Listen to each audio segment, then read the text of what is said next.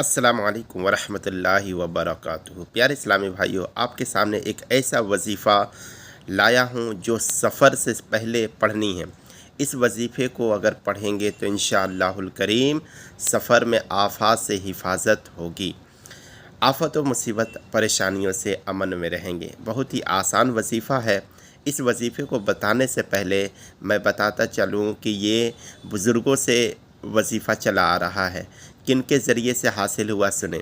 یہ وظیفہ استاد مکرم مفتی محمد نسیم مصباحی صاحب قبلہ نے شارح بخاری مفتی شریف الحق امجدی علیہ رحمۃ اللہ تعالیٰ کے حوالے سے بتایا، اور حضرت شارح بخاری کو حضور احسن العلماء مرہروی علیہ رحمۃ اللہ تعالیٰ نے عطا فرمایا۔ کیا ہے وظیفہ؟ بہت ہی پیارا اور آسان۔